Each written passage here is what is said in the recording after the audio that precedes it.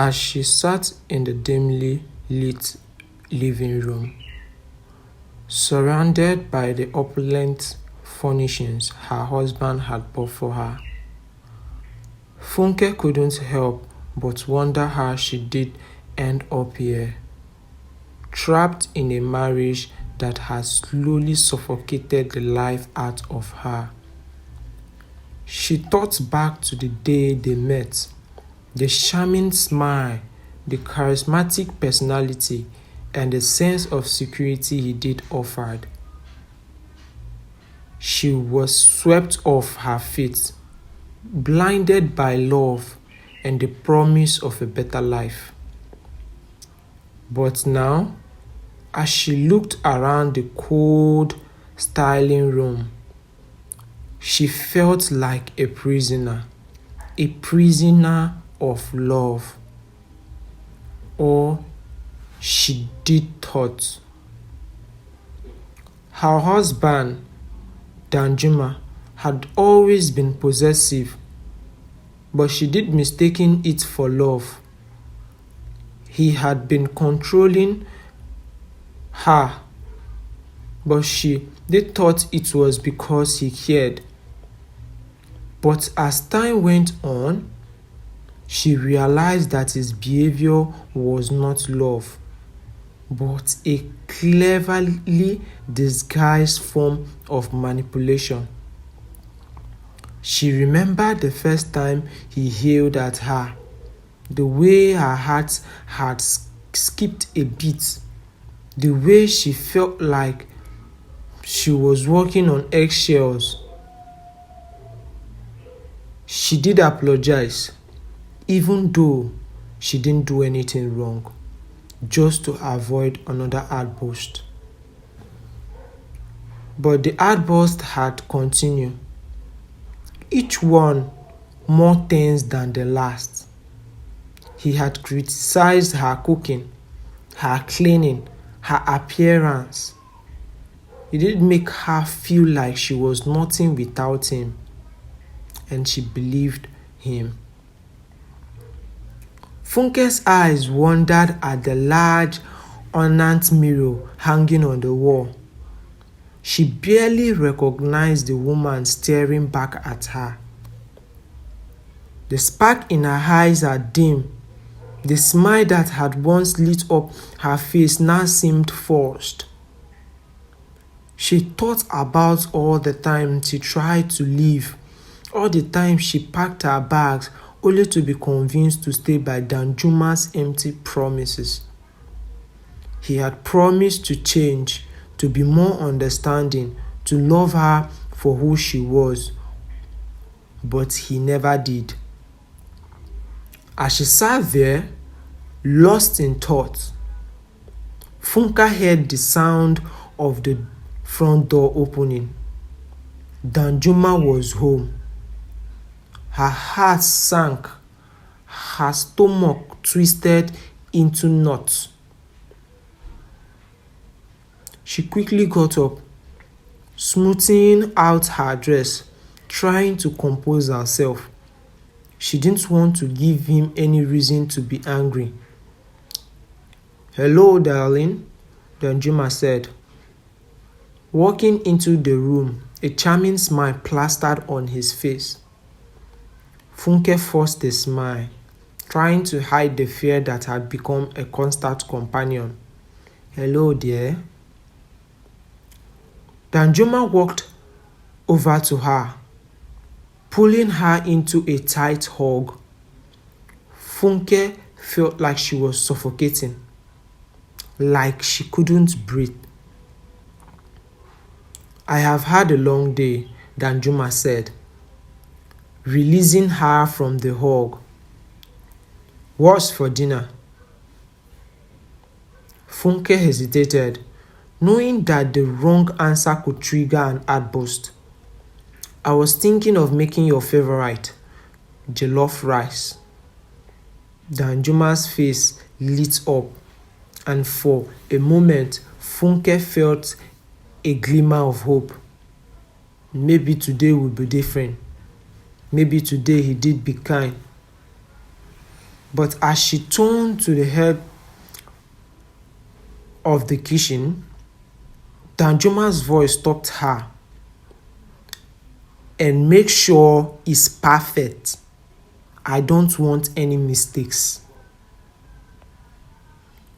Funke felt a shiver run down her spine.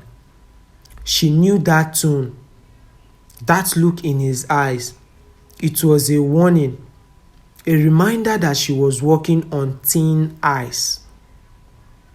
She nodded, forcing a smile. Yes, dear, I will make sure it's perfect.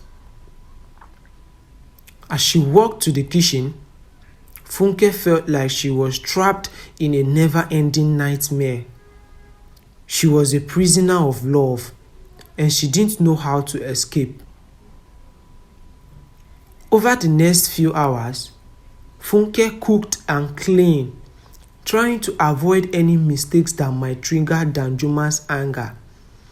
She felt like she was living a state of hypervigilance, always on edge, always waiting for the other shoe to drop. As the night wore on, Danjuma's behavior became more and more erratic. He criticized her cooking, her cleaning, her appearance. Funke felt like she was shrinking, like she was disappearing into thin air. And then, just as she thought things couldn't get any worse, Danjuma's voice rose to a defining crescendo. You are useless, he yelled. You are nothing without me. Funke felt like she did be punched in the gut. She doubled over, gasping for air. In that moment, something inside of her snapped. She realized that she couldn't take it anymore, that she had to escape. Funke slowly got up. Her eyes locked on Danjuma's angry face. She felt a sense of calm wash over her, a sense of determination. I'm leaving, she said, her voice barely above a whisper. Danjuma's face turned red with rage.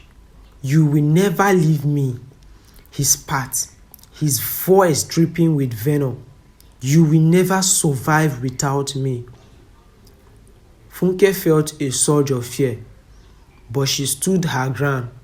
I'll take my chances, she said, her voice growing stronger.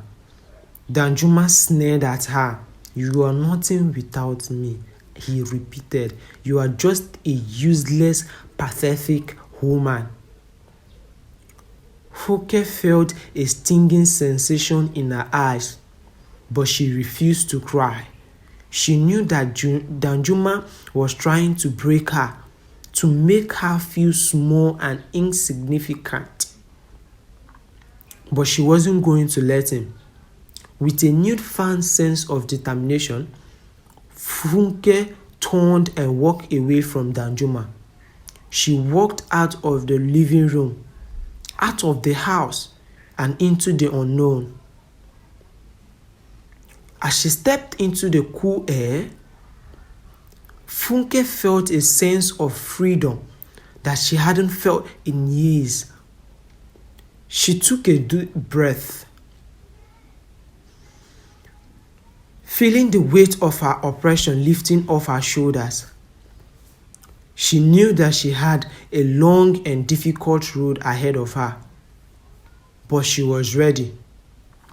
She was ready to start a new life, a life free from Danjuma's control and manipulation. Funke walked for hours, her feet carrying her farther and farther away from the prison that had been her home. She walked until she was exhausted, until she could walk no more. And then she stopped. She stopped in front of a small, cozy-looking hotel. She looked up at the sign, reading the words, "Welcome to the Safe Haven Hotel." Funke smiled, feeling a sense of hope that she hadn't felt for years. She knew that she was safe now, that she had finally found a place where she could be free. With a newfound sense of confidence, Funke walked into the hotel, ready to start a new life. If you love this story, do all to like, comment, share. Don't forget to subscribe.